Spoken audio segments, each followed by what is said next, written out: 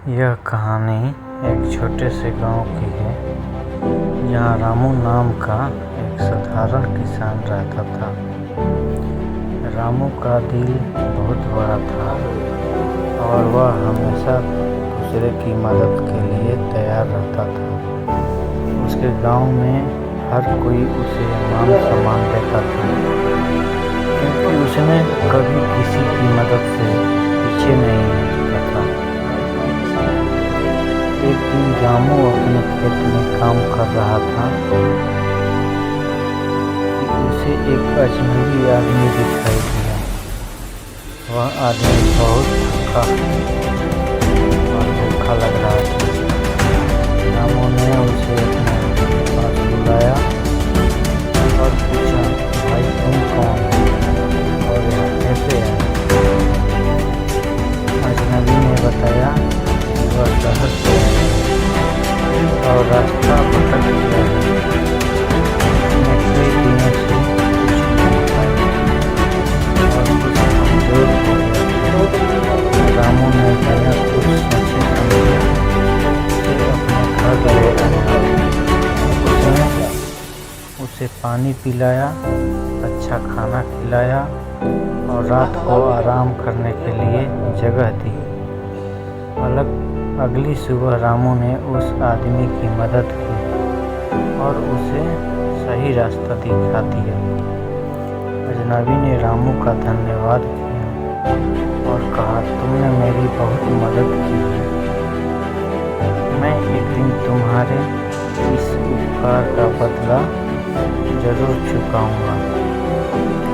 रामू ने मुस्कुराते हुए कहा, भाई भलाई का काम बदले की उम्मीद से नहीं किया जाता। मुझे मदद की जरूरत है, मुझे याद करना। समय बीतता गया, गाँव में अकाल पड़ गया। खेतों में फसलें सूखने लगी और रामू के पास खाने को अनाज नहीं था। रामू का भी हाथ बुरा था। मेहनत का फल बर्बाद हो गया था और उसे समझ नहीं आ रहा था कि परिवार का पेट कैसे भरे।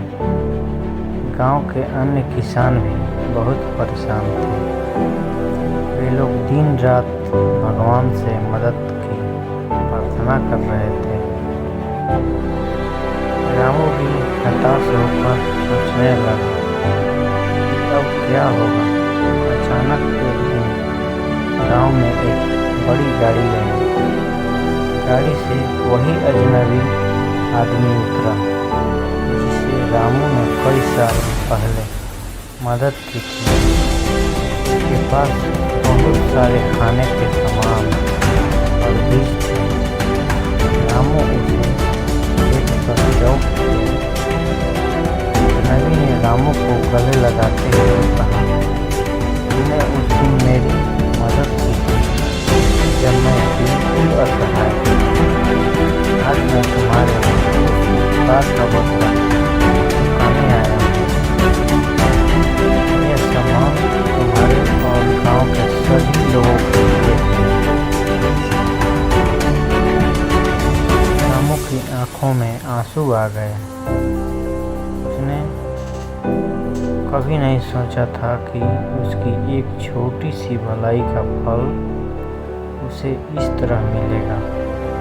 गांव के इस अन्य लोगों भी बहुत खुश हुए और उन्होंने उस अजनबी का धन्यवाद किया। अजनबी ने कहा, रामू तुमने बिना किसी स्वार्थ के मेरी मदद की थी। मैं तुम्हारा हमेशा आभारी रहूँगा और मुझे यह कहते हुए खुशी हो रही है कि तुम्हारी भलाई के कारण आज मैं तुम्हारी मदद कर पा रहा हूँ। रामू ने कहा, सच भलाई के बदले भलाई जरूर मिलती है। हम जो भी अच्छे कर्म करते हैं वे हमें कभी न कभी लौट कर मिलते हैं। उस दिन से रामू के गाँव के लोग दूसरे की मदद करने लगे। सबने समझ लिया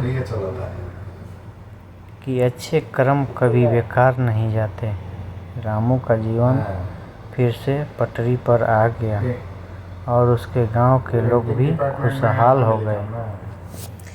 कहानी का संदेश यही है कि भलाई का फल जरूर मिलता है, चाहे वह तुरंत मिले या देर से, लेकिन हमारे अच्छे कर्म कभी व्यर्थ नहीं जाते। इसलिए कहते हैं